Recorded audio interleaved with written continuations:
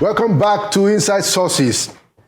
We have two segments today, and our first segment is looking at the situation where we have a Chinese firm that has actually succeeded in seizing some of Nigeria's presidential jets. Quite a very embarrassing situation. To discuss this with me, I have two experts. We have Ambassador Usman Saki, who was the former ambassador and deputy permanent representative of Nigeria to the United Nations. Ambassador Saki, you are welcome back to Inside Sources. Thank you, sir. Thank you, right. Mr. Kende. Thank you. It's a pleasure. You're welcome. Thank you. Also, we have Professor Ademola Abbas, a professor of international law. He's also the senior visiting research fellow at the University of Reading. He will be looking at this issue from the legal point of view. Professor Abbas, you're welcome to Inside Sources. Thank you, Ron. Thank you for having me. Good. So let's start, ambassadors. So can you tell us what has happened, and in your own view, if you can put it together, what is the way out? What has happened, and what do you think, just as an opening comment? Well, thank you very much for having me on this program. Now, what has happened is actually the putting into effect of a judicial decision by an arbitral tribunal in London regarding seizure of Nigerian property to pay for liabilities incurred by Ogun State government of Nigeria, not the federal government of Nigeria, mind you, to a Chinese company by way of breach of contractual agreements. And the Chinese company, after exhausting internal remedies in Nigeria, proceeded to go to an arbitral panel or tribunal in London. And after hearing the case, the tribunal decided in favor of the Chinese company Zhongshan and offered the payment of around 55 or 56 million US dollars and another $70,000 or $75,000 for moral damages, things like that. Failure to pay these amounts, the Chinese company also went to other courts, I think in France and the United States, to press its claim. And that is why the seizure of the presidential jets happened, to compel Nigeria to honor the commitment to settle the fees of the Chinese company.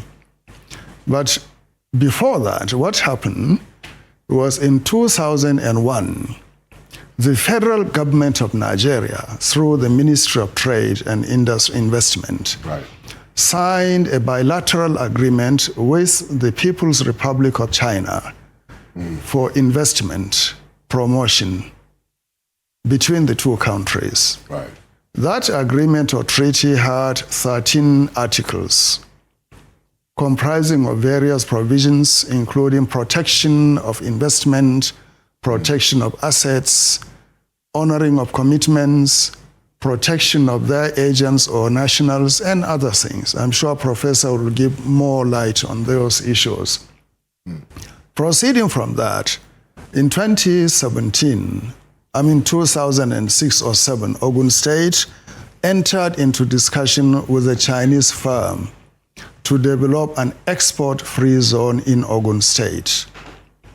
And in 2010, it signed an agreement with the Zhongshan company to develop an industrial park within the export-free zone.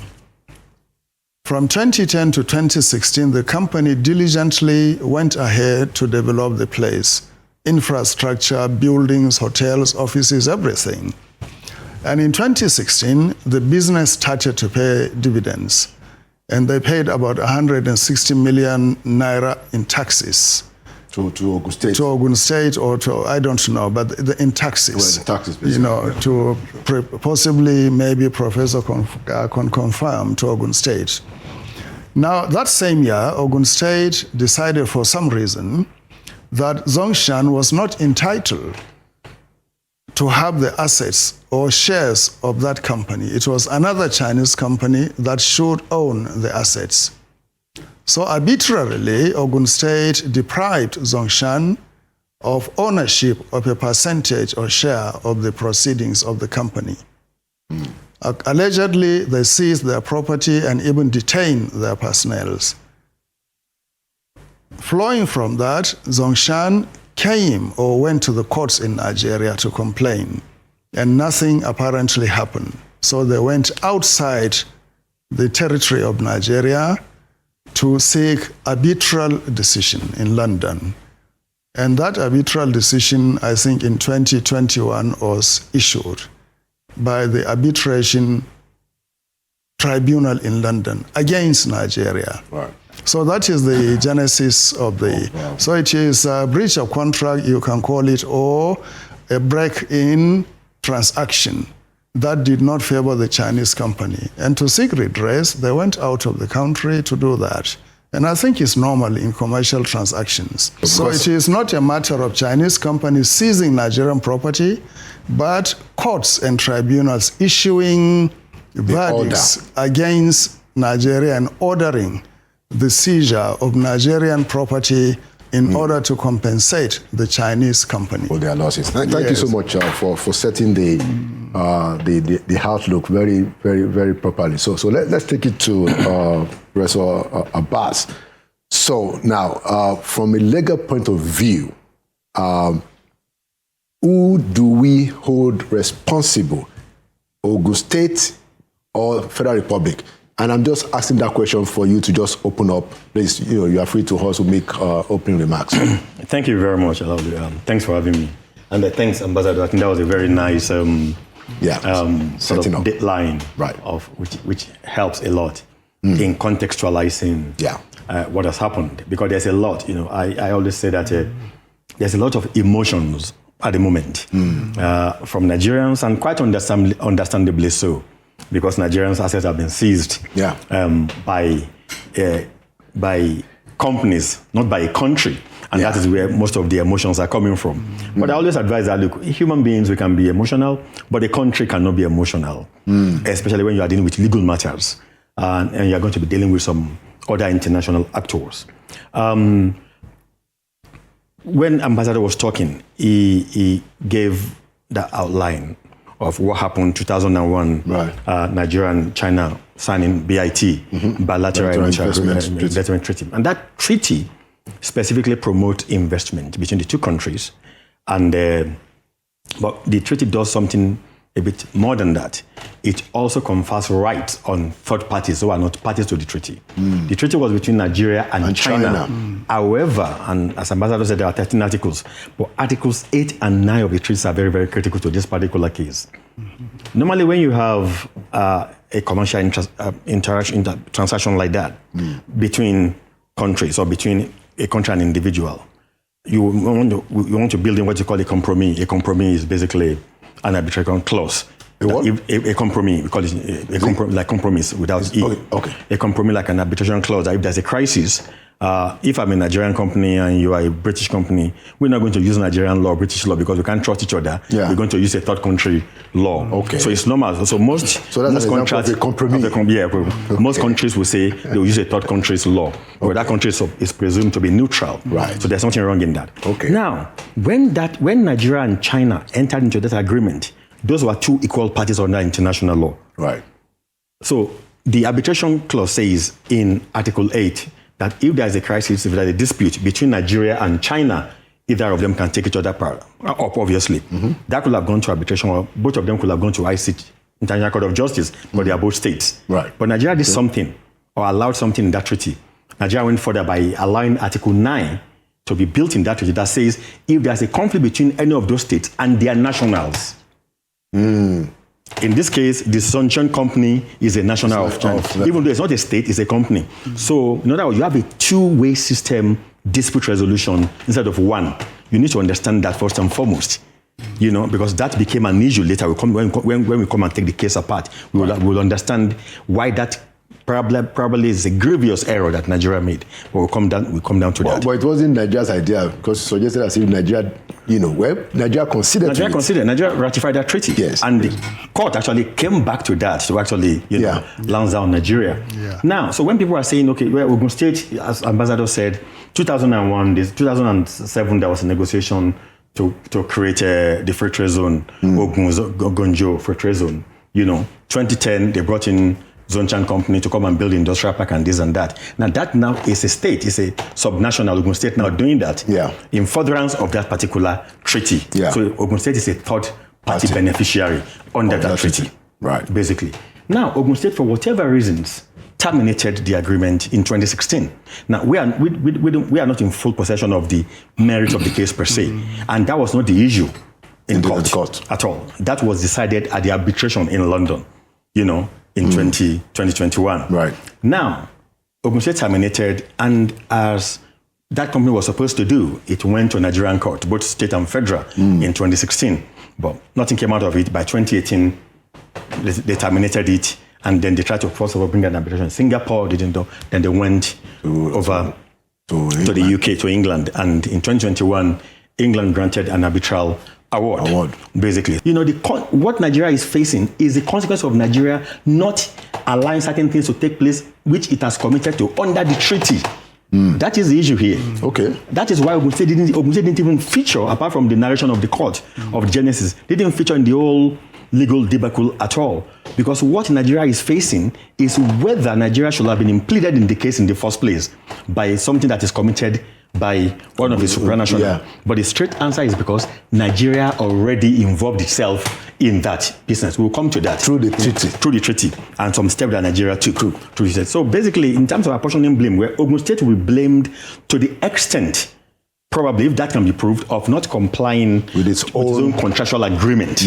That is a separate issue. But in terms of what happened, the company going after Nigeria, Ogun State has no responsibility for that at all, because Nigeria is a party to the treaty under which the arbitration has been brought. So two different things. So, Prof, just so our viewers can understand. So when the matter went to arbitration, right, it was an arbitration between who and who? It was an arbitration between Nigeria as a country and the Zhongshan Company. I see. And so it wasn't an arbitration between Ogun State at all. Ogun State. That's what Ogun State has nothing to do with. That's what I'm saying. We have to separate emotions from the law. Now what Zhongshan Company went after Nigeria for was very simple. As a matter of fact, if you look at Article 2 and 3 of that particular of the BIT, it made it very clear that you are going to protect the investors. You protect their investment, you deal with them equitably and everything, and so on and so forth. And to guarantee all those commitments Nigeria made, it then say, if you fail, then they can sue you as a country under Article 9 of the same treaty. Wow. So what Zhongshan is doing is that Nigeria, when you sign an agreement with our own parent country, which is China, you committed to China that you will protect Chinese investment, Chinese who are investing in your country. As a national federal government. So we went to your court, we couldn't get anything. We were mistreated, this and that. So for that, there's an issue. Okay. So we are seeking arbitration. All right. So we're going to come back to that, but I wanted to go to the ambassador, because you raised a very important point about the bilateral investment treaty, and it will seem that it's one of the articles that is the basis for which we are in this situation. That's right. So Ambassador, can you give us some insight into how these treaties, I mean, you are an ambassador, you have been in the foreign service, you represented Nigeria at the UN. How do we, what is the procedure that is normally taken for Nigeria to sign a treaty of this nature? Any treaty sent to you by a foreign body must be taken to the Federal Ministry of Justice. There is a special department with experts in terms of scrutinizing the text and putting it in appropriate legal treaty language. Then it goes to the Ministry of Foreign Affairs to be included in the diplomatic process of vetting and counter-vetting, and also aligning it with other bilateral instruments existing between Nigeria and that country with which we are going to sign the treaty. Right. So if the Federal Ministry of Justice was not involved, Minister of Foreign Affairs was not involved, and mind you, the Federal Executive Council will also have to be informed by the Secretary to the Government of the Federation that such and such a treaty is in the offing, and to get the consent and approval of the government. before it gets into force. It cannot go into force. It has to now come to the National Assembly, for ratification. How is it that we got this treaty signed when this was a clear loophole? What in your opinion could have, but the point is that how come those vetting process did not detect this kind of a loophole that is costing the country? It's going to cost us $70 million or thereabout if you have to pay. But more than that, it is costing us tremendous international embarrassment today. Ambassador, then I'll come to the lawyer. Yes, I think I put that down to the lack of rigorousness on the part of the Nigerian government processes. There is no coordination, there is no internal sharing of information, there are no exchange of procedures and discussions around such subjects. It seems to be a unilateral action taken by a particular ministry in good faith, mainly, to promote investment. But in the end, or at the end, the processes that were in place to really regulate, coordinate, and formalize those actions were not taken. Right. And the consequence now is our Minister of Foreign Affairs coming out to really speak his mind, cautioning subnational entities from going into contractual agreements without letting the Minister of Foreign Affairs know. Is it advisable? And I don't even know if the Ogun State government was aware of the 2001 treaty and they incorporated it in their contract with Zhongshan or not. I don't know, because it happened, the contract with Zhongshan took place in 2010. They started in 2007 and it was initiated in 2010. I don't know if they reflected it. But the Chinese, because they are thorough and meticulous, very systematic and very rigorous, they have to now apply everything according to their standards. So, Prof, to come to you now. So, how, in your own view, did we then have a situation where we couldn't spot this Article 9 that talks about the arbitration and all of that, which seems to have gotten us into trouble? And then I want you to link that to the issue of sovereign immunity that seems to be one of the arguments that is being put forward to save the situation. Well, thank you very much. Well, number one, as I said earlier on, it's normal to build arbitration in agreement, contractual or otherwise. But you normally have that between state and a state. Maybe two states, two countries are, maybe two countries want to do a deal and they don't want necessarily to go to the ICJ, because, International Court of Justice is based on consent. Right. If a state does not give its consent, you can't adjudicate. Yeah. So we may say, look, we are dealing with each other here. If there's a problem, let's have an arbitration. So when two countries do that, there is no problem at all. Or Here, what Nigeria, what the two parties, Nigeria and China did, what they agreed in BIT was to say, under Article 8 of that, if either of the state has a problem, they will arbitrate.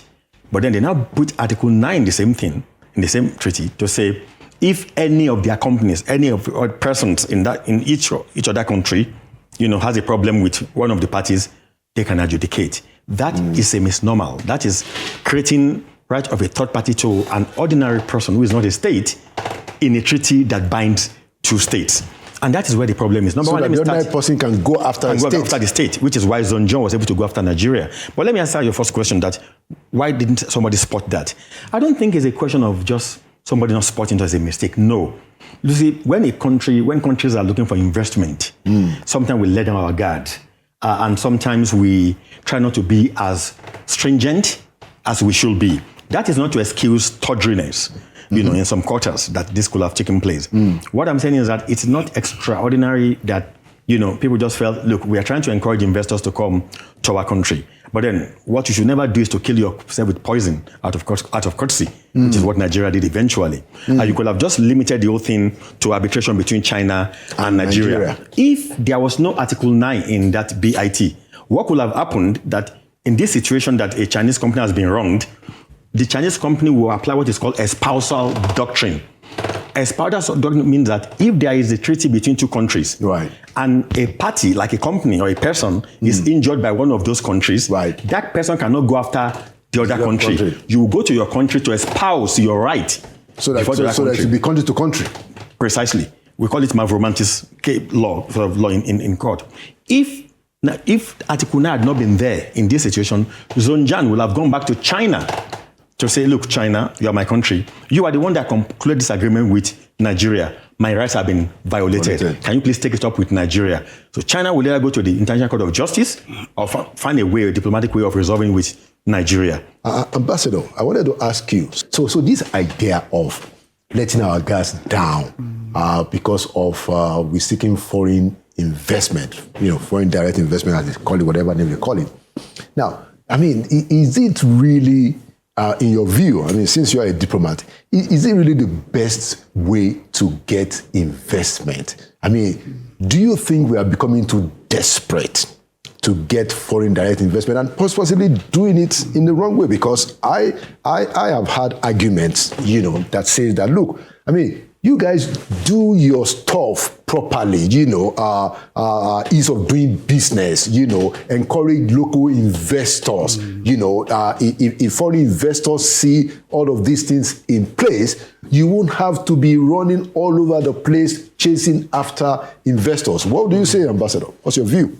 Yeah, well, thank you. There is a popular saying that a good thing sells itself. It doesn't need a salesman. If it is good, people will just automatically, on their own volition, come to purchase it or to take it or to have it. The same thing with the country. If you are well organized, your institutions are functioning, transparent, your laws and regulations are enforceable in objective, dispassionate, and transparent, non-discriminatory way. Your regulatory bodies are efficient and effective. Your means of communication with other countries and entities are very efficient and very well organized. Your legal system is responsive to complaints and other things. Then people will find it possible, because of these structures, to say that this country is safe and attractive for us to go in and to invest. There are no 10 countries like Nigeria in the entire world in terms of the endowments, if I may say so. So if you just put your house in order, you don't even need to go and ask people to come and invest in your country. So on the basis of the performance of our own indigenous entrepreneurs, capitalists, financiers, other people from outside will see the benefits of investment in Nigeria and come. But there are two things that you require to do that. Your foreign policy must be driven towards creating the perception of safety and comfort in your country for people to come. Then your internal policies and programs must be situated or coordinated in such a way that whoever comes into Nigeria does not face difficulties and environments. So for us to really attract investment, we don't need to do much, but we just need to really put our house in order. Yeah, and really the issue for the benefit of the public, your viewing public, we should differentiate between diplomatic immunity and sovereign immunity. So in this case, people are mixing everything up, So sovereign immunity is in a different class of its own. Diplomatic immunity emanated from the Vienna Convention of 1961 on diplomatic relations, and is restricted to diplomatic agents, missions, documents, and things like that. But sovereign immunity is more expansive. It applies to the immunity of the state, the agents of the state, the governments, and so forth, in interaction with other governments and other entities. But the limit here is that, do we consider that sovereign immunity as absolute or restricted? So today, the restrictive interpretation of immunity is gaining more ascendancy because of the injury done to non-state entities in interactions between state and other entities. So we go back to the Trendex case, Professor will know, or the very Linden case between CBN, which the U.S. court actually cited. So these are things that when you descend to the level of commercial action as a state, you cannot claim immunity. Thank you. Yeah, that is the issue. Thank you so much. Yeah. So final question to Prof, in making your concluding remarks, reading through some of the court cases in this matter, there were instances where the judges, called out the Nigerian whoever the lawyers were, that first of all, they didn't even file their appeal within the time that is given. 2 or 3 instances of such delay and tardiness. Prof, how are these things possible? Well, that's $1 billion question. And it's one. Look, shoddiness, unfortunately, has almost become a feature of our existence as a nation. I know that we should allow it, but somehow it has come to characterize many things we do, not only within the country, but also outside the country. An example is what you just said. I remember very well during the Bakassi case, as an example. I think one of our lynch, points in that case was that when Head of State General Gowon signed the agreement that was in contention, that he did not get the approval of the SMC, the Supreme Military Council. You are shocked that we will put up the argument. International lawyer will make the argument, because the very first thing you tell even a first-year student of international law is that there is a presumption of authority in the favor of your head of state or ministers when they sign or ratify agreement on behalf of your country. It should not lie on the other party to be investigating whether you comply with your constitutional matters internally before they can conclude that otherwise.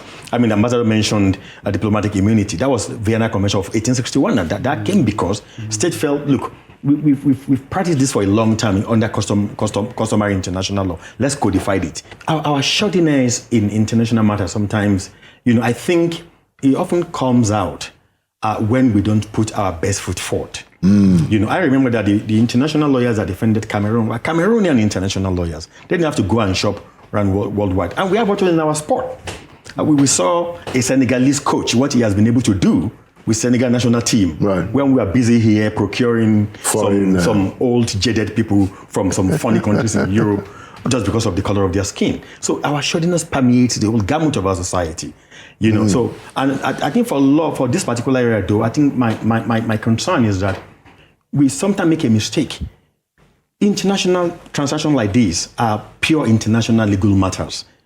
Do not go and get professors of contract law, which is basically domestic law. And that is where the problem sometimes comes from. They cannot appreciate. There is no way you put an international lawyer on that treaty and the person will not turn to you and say, this Article 9, do you think we should permit it? Do you know the implication of this if anything happens? Obviously, I would have told the person, you know what, Mr. Ambassador, take it off. Take it out.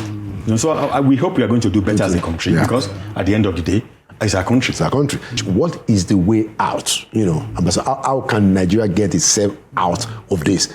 Diplomatically, Ambassador, and then legally, to the professor. Ambassador. Well, I think, His Excellency President Bola Ahmed Tinubu is going to China, hopefully, in September for the China-Africa Summit. I think he should have a bilateral meeting with his counterpart, President Xi Jinping, to discuss this matter and see if it will be resolved amicably. That is one, and possibly they may meet on the margins of the UN General Assembly in September in New York. And I think that can be resolved. If they don't meet in Beijing, personally, they should meet in New York to discuss this issue. But before then, I think the Minister of Justice and Minister of Foreign Affairs should exchange notes, and the Minister of Foreign Affairs should really, speak with the Chinese ambassador here to really, contain the damage and de-escalate the issue so that this seizure of properties should cease. Because today I read somewhere that in Liverpool, they seize our properties. So I think they should stop. It's very embarrassing to the country. Prof, thank you very much. What's the way out legally? Well, look, legally, I think first and foremost is for the countries to go back to the drawing board and look at this kind of treaties and try to understand comprehensively the kind of arbitration clauses that we've permitted in them to stay. Being aware of such treaties, will prime us as to what to do. Maybe if they were aware of the potency and of Article 9, this wouldn't have happened, though they would have prepared for it. That's number one. Number two, I think there should be a better coordination, synergy between the national authorities and the subnational authorities. Why we can say Ogun State has not committed a crime is not a party to the treaty.